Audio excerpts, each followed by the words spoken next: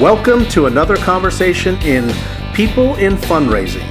This podcast features interviews with nonprofit professionals who discuss their career journeys, lessons learned, and enthusiasm for working in fundraising. And here's your host, the founder of People in Fundraising, Tim Wilson. Good morning, everyone. Thank you for joining us in the People in Fundraising nonprofit conversation series. And we're recording this in early May of 2022. I am delighted to welcome my friend and former coworker, Serenity Belo, to our conversation today. You can find Serenity's conversation as well as other conversations in this podcast webcast series on our website, peopleinfundraising.com, as well as the LinkedIn video that I will be posting later in airtime. So just as way of introduction, Serenity Belo is currently the Director of Resource Development at NeighborWorks Housing Solutions. And in the course of our conversation, you, the audience, may hear Serenity or me refer to NeighborWorks Housing Solutions by the acronym NHS, or perhaps for me, where I'm not as familiar, I may just call it NeighborWorks.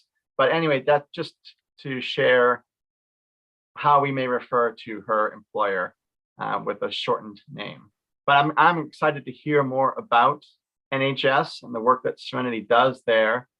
And as she'll share in more detail, NHS does really considerable on-the-ground work in the southeastern Massachusetts area, which just happens to be where I grew up. And Serenity and I worked for a few years together in fundraising at Harvard Business School.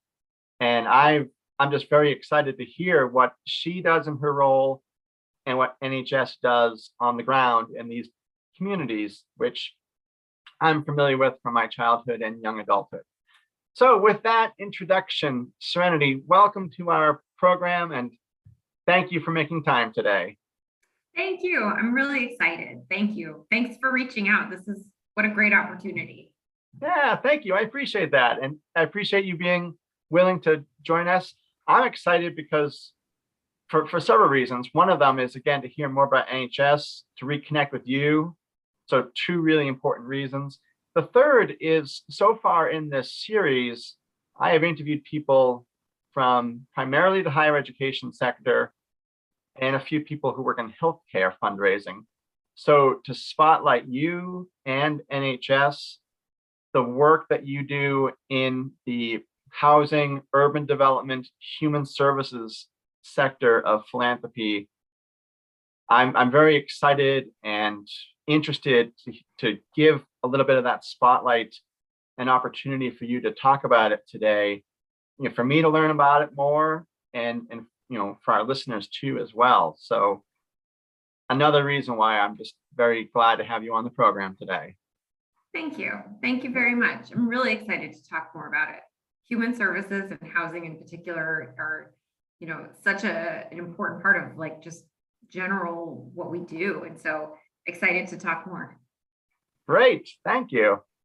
So before we get into what you're doing at NHS and the work they're doing in the communities that you serve, if you could just share with our audience how you got into the nonprofit sector. And I know you've mentioned you lived in several parts of the country earlier in your life, and maybe if you want to take it from college to now, however you want to lead out. Sure, happy to. So I went to school at the University of Colorado. So I lived in Colorado for a while, and I majored in business. So my plan was I was going to work in a corporate environment, make lots of money, and that was it. Huh. So I ended up briefly working in Europe and Ireland and kind of did some traveling and really got to see how other people live their lives. And I realized that life had more meaning than just working in the corporate world. And that had a huge impact on my decisions and what I wanted to do. And so after coming back, I ended up moving to Boston really for no other reason other than just because. And I got a job working at Harvard Business School, and it was purely out of just, I almost would call it dumb luck, because I was, I just thought, okay, this sounds great. The benefits are great. The vacation time is great. Let's just try it. So, Yeah. and that was my first taste of nonprofit. And I thought it was really cool to be able to see some of the students and just where the different places these students had been and the work that they had done, and just the different environments in which they came. And I thought this was really fascinating. But I'll share with you a story. So I loved my experience at Harvard Business School and at Harvard, and we got to meet so many people from all over the world. But every day I would take the train to work, and every day I would pass a group of people, folks who were waiting to go to work, for the doors to open at certain restaurants or other places. And also on my way to work, I would pass people who had clearly spent the night outside or who were struggling. And I thought to myself, it's amazing the work that we're doing in higher ed, and I respect all of it. But I really wanted to be closer to my community and closer to the people that I'm literally passing on my way to work every day. Yeah. And that's when that mental shift of going from higher ed, which was fabulous, to a more human services environment really took place. And so I ended up working for a nonprofit closer to home that focused on the homeless. And then I had a wonderful experience there and really got a chance to learn all about the different aspects of this, and how nonprofits can really impact locally what's going on. And so it was tremendously it was a tremendous experience for me. And it really solidified my viewpoint of wanting to focus locally on the issues that were really pertaining to my neighbors and my community. And so that's really how I ended up in nonprofit. It's started out as a dumb luck thing, but it ended up, it ended up really guiding just my choices and the path that I wanted to take and how I wanted to really spend my time while I was working. Yeah, excellent. Was this nonprofit that you went from HBS to, was this Father Bill's, or is this a different one? Okay. Yes, no, it was. And so I was there for a little while, and then I had kids. And so I decided to take a little step back because I needed to, having kids it's a life-changing experience.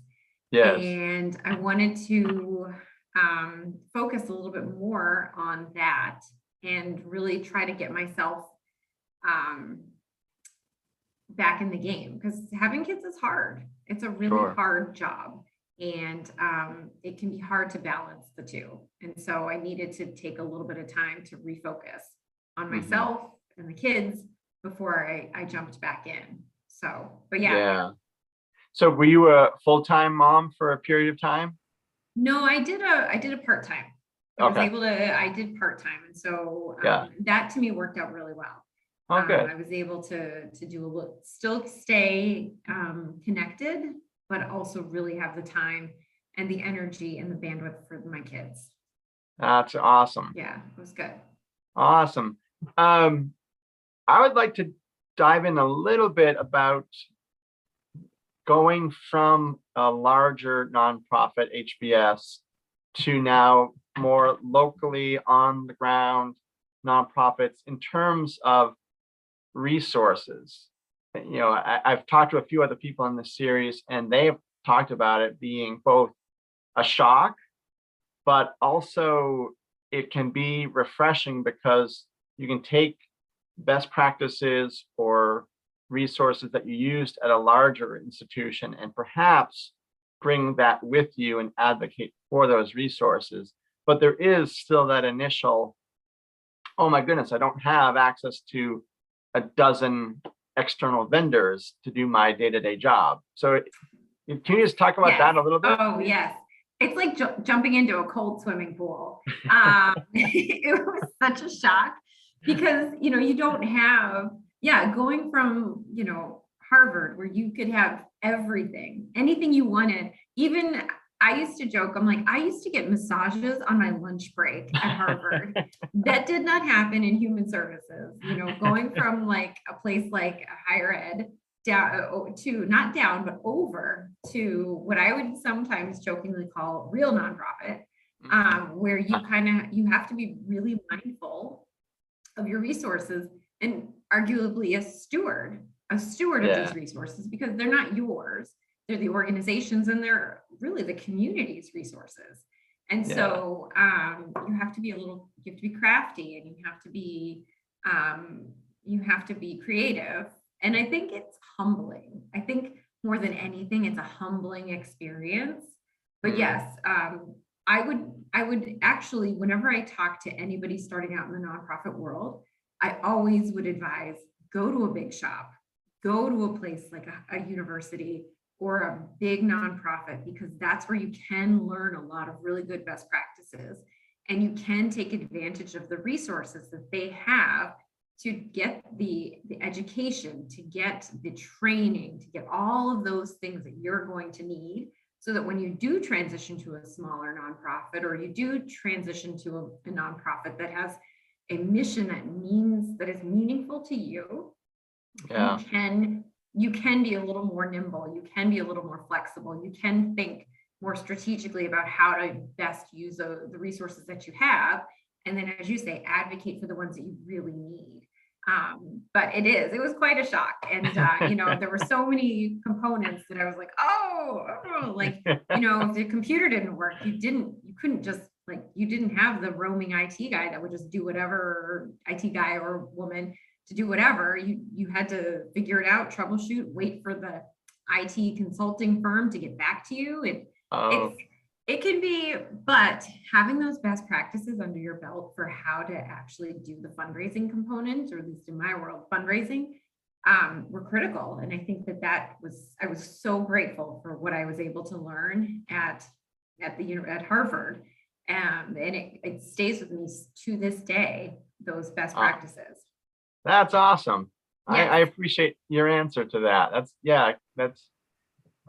I like the analogy of jumping into a cold swimming pool and by getting over that, stunningness can also, as you mentioned, make you be more nimble in the job you're doing. So that's great. Yeah. So after you were doing a part-time on the home front with your young children and then doing part-time work, talk to us. Let's pick up from there. And how do you get from there to NHS, please? Sure. So, I think it's all about relationships, and no matter what you do in life, you always having good relationships is critical, because you never know when you're going to need them, or when you're going to need to leverage them, or want to leverage them. So, I had been, fast forward, I'd gone back to work full time, working for a wonderful organization that supported adults who had intellectual and developmental disabilities. And it was an area that I hadn't really known a lot about, but had come to appreciate just some of the challenges that families face when they have a son or daughter who has a disability, an intellectual or developmental disability. And we had done a lot in the nonprofit to build its presence in the community. So it served a lot of people, but nobody knew about it. And so from a fundraising standpoint, that's an opportunity to tell the story that needs to be told, and that you want the community to hear. And so we did a lot. We built the development program pretty much from the ground up. And when I say we, I mean me, because there wasn't anybody else working with me at the time other than the CEO. Okay. And so, we built out the annual fund. We worked on building up their annual gala, and it went from a gala that was raising about 170,000 to, when I left, over 350, I believe. Oh, wow. Yeah, it was Awesome. great. It was a really great. I mean, I have to say, it all went back to mission. As long as you start telling the story and you make it about the mission, then people really get behind it. But how I transitioned to NeighborWorks was my relationship with the CEO here. I had known him I met him when I was working at Father Bill's. Oh, okay. And he and I had stayed in contact, just kind of very casually, but stayed in contact, just stayed connected. And he saw the work that I was doing at my previous organization, and he wanted to do the same here. And, it wasn't something I wasn't looking to change, but it was a really great opportunity. And it was with somebody that I really respect. Not that I didn't respect the other. I love my previous organization. I highly respect my former CEO. Sure. But this was a great opportunity to, again, do something that I really felt strongly about. Really bring their development department up and elevate it and tell the story and bring the mission to the very forefront of, all of the fundraising and communications and marketing. And so, they couldn't pass up the opportunity.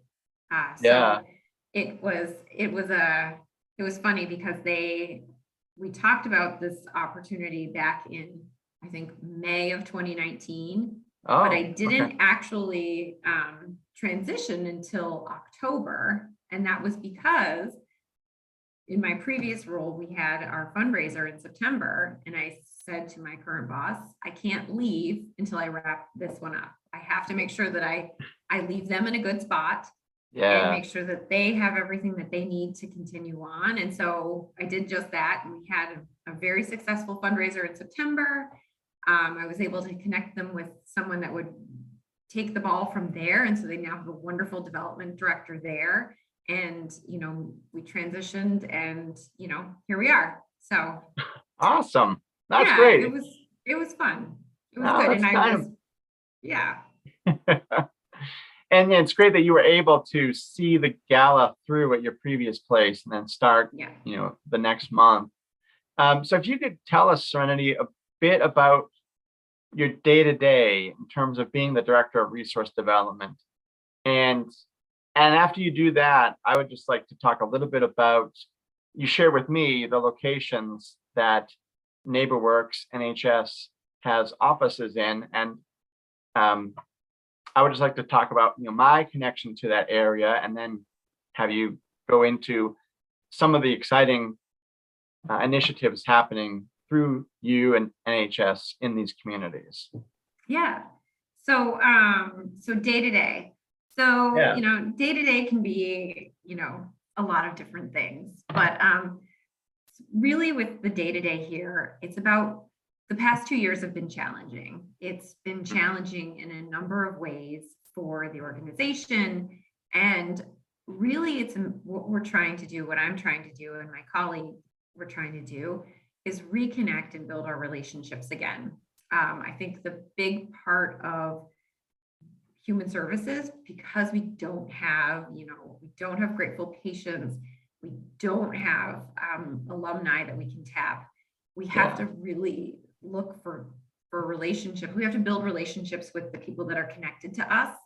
And then we also have to reach out into the community and try to create relationships.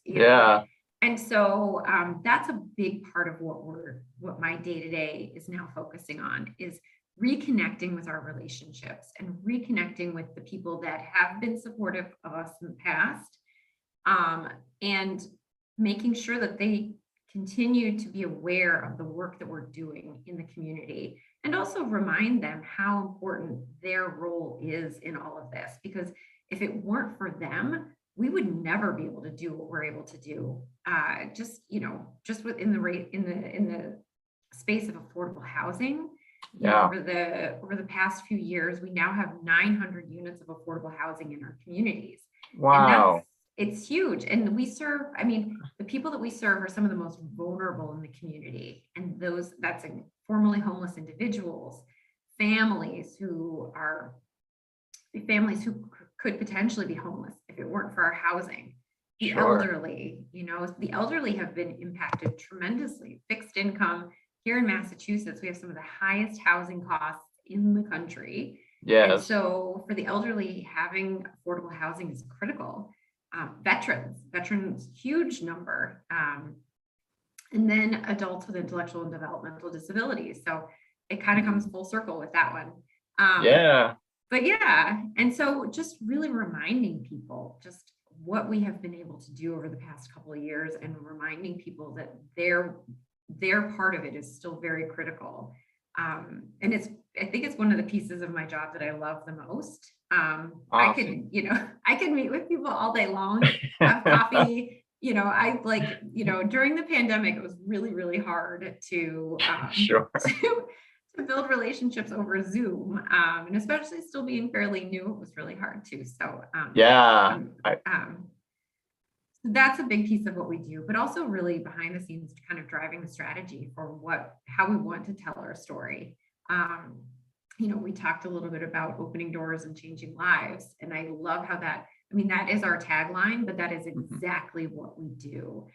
You have a family that has their own home, has their own apartment, a place that they can actually afford. That not only impacts the parents, but it impacts the children, and that has a generational impact. We remember, we can't forget, just last year, we were all stuck at home on Zoom, and kids were learning on Zoom. And when you have a family that's facing eviction or some other sort of housing instability, not only are you impacting their ability to have a roof over their head, but you're impacting that child's ability to learn. And sure.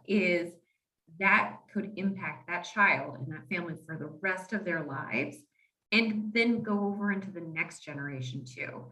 And so when we look at opening doors, changing lives, we really are. And that's to me, it's rewarding, because I feel like in a lot of ways, we are part of the solution to helping end the cycles, and helping to help families move beyond just, the day-to-day, and actually have stability, and actually have a future that is important to them and their children.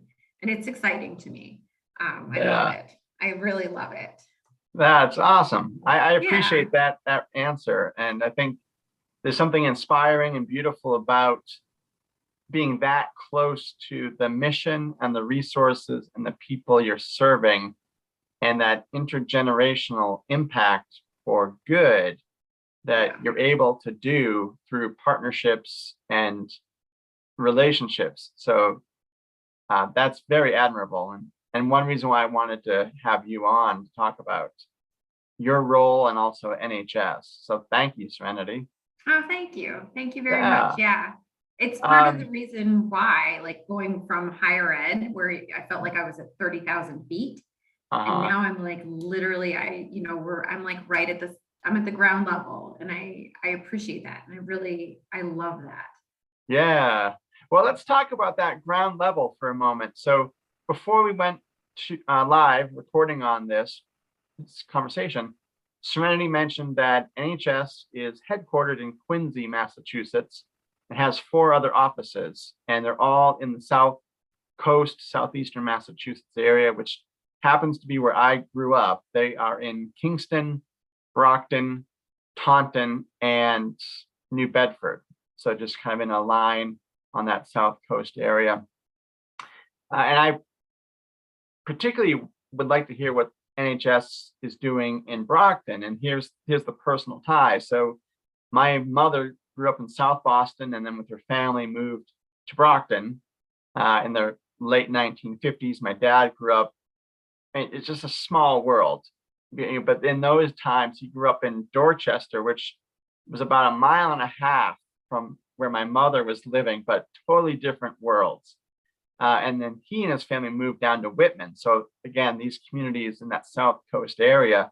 So I grew up visiting my grandparents in Brockton and hearing stories from them and from my mom about how Brockton had, been through these peaks and valleys economically, and with factories closing and the impact on the community. And growing up in my teenage years and young adult years, just being in proximity to Brockton and knowing that there were several city and state efforts to really help turn the city around to serve such a richly diverse community of people, citizens, immigrants, people trying to build a new life here. It's such a melting pot of America just in Brockton itself. And one reason why I wanted to hear, and I'm excited to hear you share about some of the specific initiatives that NHS is doing in Brockton, Serenity. So if you want to just take it away for a few minutes about those, that'd be great. Sure. So, Brockton has long had a reputation of being, a booming city and then a city that is struggling. And, as of late, Brockton has had its struggles. And, in 2007, 2008, Brockton had some of the highest foreclosure rates in the country because of predatory loans. Wow. And and Brockton doesn't, what goes on in Brockton doesn't just impact Brockton. It impacts the surrounding communities because Brockton's economy is so closely connected to the communities around it. Even if people don't live in Brockton, your business, your work, you commute, you pass through Brockton, there's lots of roads lead to Brockton. Yeah. So it's an important component, it's an important economic city, an important economic zone in the South Shore, South Coast, Metro South Boston. So we have been doing a lot of work in Brockton, and we've been partnering with a lot of local government. The mayor of Brockton currently, Robert F. Sullivan, Mayor Sullivan, has been tremendous. He grew up in Brockton. He's a Brockton advocate from through and through. And so he and his wife are raising their family in Brockton. They are a Brocktonian family. And it's been wonderful to work with the mayor and so many other public officials to help actually change, to help be part of the renaissance of Brockton. Yeah. So recently, we actually last year, coming up on 1 year now, we had a ribbon cutting for a new development that we have right in downtown Brockton, right on Main Street. It's called the Sycamore on Main. And it is 48 units of housing, so 48 apartment buildings, 1 bedroom, 2 bedroom, 3 bedroom apartments, affordable and workforce housing apartments. So these are apartments that the rent, affordable means lower than area median income kind of stuff. I don't know all the details, but yeah, affordable. And then workforce housing is slightly above that in the sense of rental, what you can ask for rent. okay. But these are units that people who, police officers starting out, firefighters, teachers, folks that don't necessarily make a huge amount of money, but still need an affordable place to call home. They still need to be able to afford their rent. So this is a brand new building. And like I said, right in downtown Brockton, walking to all the amenities. You can walk to the commuter rail. There's some really great markets not too far away. But the really neat piece of this too is the combination of small business and residential. So when this building came together, the first floor of this building was designated for commercial or restaurant space. And so we recently were excited that this is finally opening up, but Brockton Brewery, which is the first brewery, it's the first minority-owned and woman-owned brewery, I believe, in the Commonwealth. Don't quote me on that. But awesome. definitely in the definitely in the Brockton area. Yeah. This is going to be their base. So they are brewing beer. So we have brewery equipment. The brewery equipment is set up. They have a tasting room and they are brewing beers, and they all have some sort of Brockton significance to them. Oh, And nice. it's a really neat, business venture, because it ties together so much of what Brockton is about. It's a small business, but it's Yeah. a business that that is, there's more. It's nice to see the diversity coming into the brewing business. Sure. And I haven't had the beer yet, but I've heard that lots of people really love it. But the story is really great. It's three families that met together. I believe it was either the soccer field or the hockey, I don't know. And they just started hanging out together. The kids started hanging out together. They decided that they all liked beer, and they just started brewing it in their own homes. And then they took it and made it a business. And Awesome. now it's doing remarkably well. So I believe they just opened their doors maybe about a week ago. Oh, cool. But we're excited to be part of that, and really, not only providing not only doing the housing, but really creating spaces for small businesses, because that's going to be the true, like that's really like the next phase of this renaissance. And so I'm excited to be a part of it. Yeah. But with our housing, not only with our housing, but it also encourages, like, these types of properties and this type of investment also encourages other outside investors to come in and have put a stake in the community. And over the next few years, keep watching. Brockton is going to be on the map. People are going to be talking about Brockton in all good ways. So, and there's so much history there too. So there's a lot of good things coming. Absolutely. Yeah, That's exciting. Really, and I think, and I think, that it's obviously needed, for economic reasons, for community reasons, education reasons. But you're right, like Brockton has a great story to tell. The undefeated heavyweight champion Rocky Marciano was from Brockton, and Marvin Hagler, who I think passed away a year or two ago, also from Brockton. There's the minor league Brockton Rocks, the Fuller Art Museum. There's a lot of interesting history there, and some very important and fun, engaging, cultural. And that's just the tip of the iceberg. I mean, there's so much more. I mean, there's also ties to Frederick Douglass, and there's also ties to other like historically significant pieces of just our American history that are tied to Brockton. I mean, the shoe industry, the manufacturing industry, the industrial component. I mean, there's so many different things, and Brockton, it's now time, it's time, and we're excited to be part of it. That's awesome. That's terrific. And I think if we can just pivot from that with the time we have left, and I appreciate you sharing what you're doing on the ground. Now, if I could just pivot to something that you really enforce in your work-life balance. And when I reached out to you about this series, and I'm thankful for your participation, you mentioned one thing that you would want to talk a little bit about is how important it is for you to be available when you're working, and then when you are on vacation or a weekend or such, the boundaries you set and the encouragement you give other people to have boundaries for themselves. So I would love to hear more about that and share that with our audience. Okay, yeah. So this kind of started, I guess all roads lead to Harvard a little bit, but this started back when I was at Harvard, and it was, I don't check my email on vacation. I don't really do any sort of emailing on the weekends, work related. And I think it's important because I think you need to have time to check out.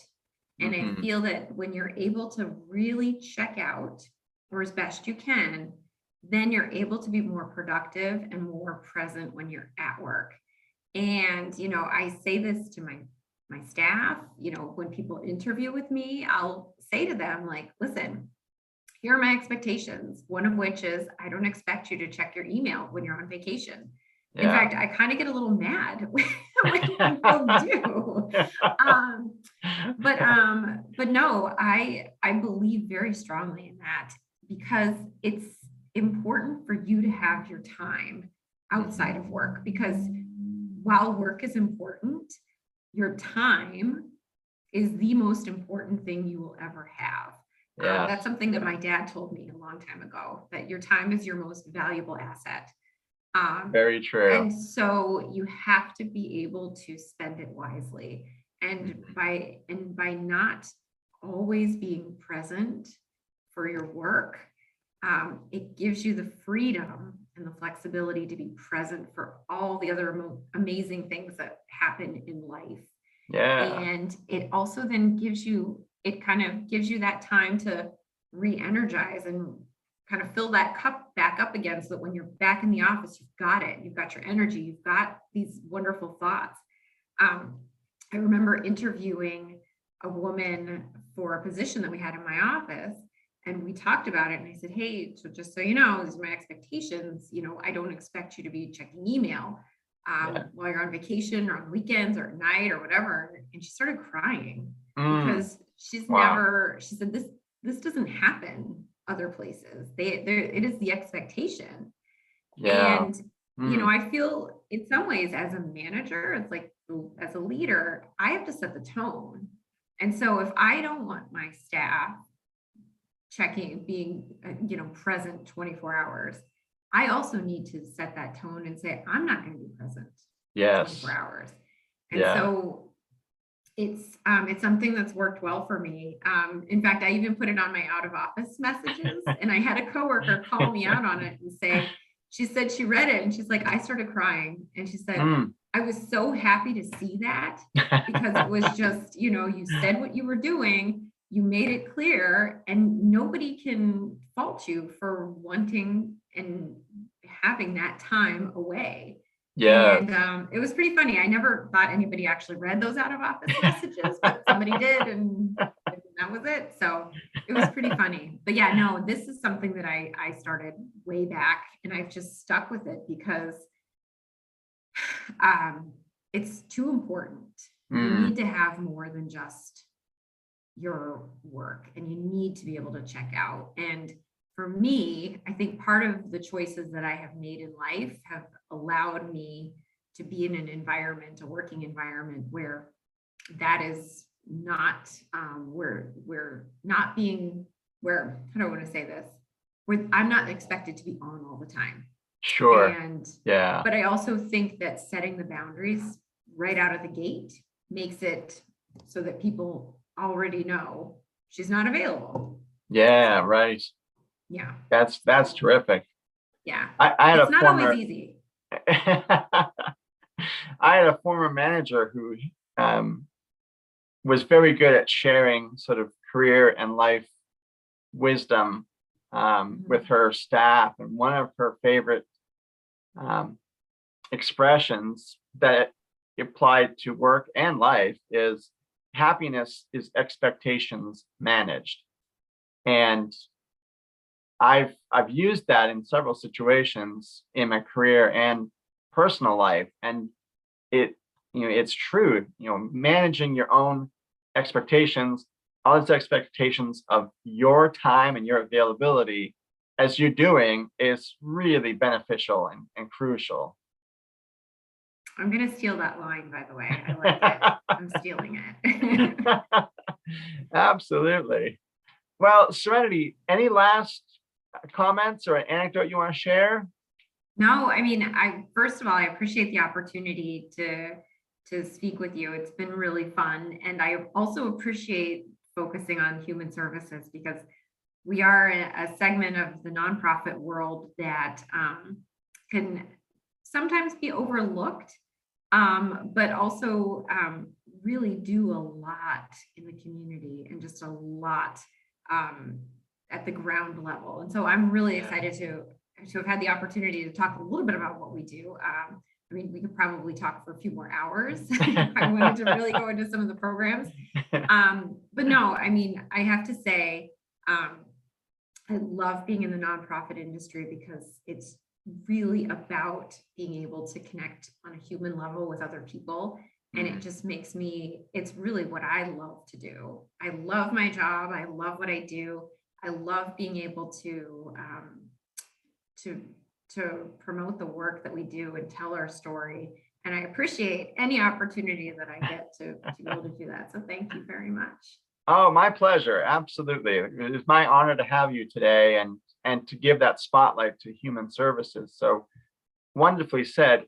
Serenity, if people in the audience want to know more about NHS, what's the website and how can they find out more about events? Sure. So the website is NHS Mass, so MASS.org. And Okay. so right on our homepage, there's information about how to support us, how to learn more about our events, how to learn more about our programs. And there's also, you can email any one of us. You can email me if you want, and I'm happy to send more information. Terrific. That sounds great.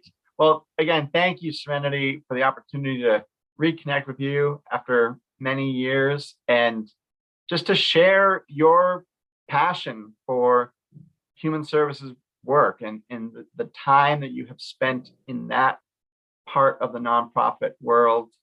The work you're doing, it's admirable work, and I wish you the best. So thank you for spending some time with us today. Thank you so much. Thank you so much. This has been so much fun. I'm glad to hear that. And for our audience, as a reminder, you can find Serenity's interview on our website, peopleinfundraising.com, as well as on LinkedIn. The interviews will probably be airing in the next few weeks. I'm a one-person show and trying to manage interview schedules and posting them live. There's a little bit of a lag, and I hope to get better with that. So Serenity's video will be up shortly, and look forward to publicizing her and the work that NHS is doing. So thank you very much. Thanks for joining us. Have a wonderful day.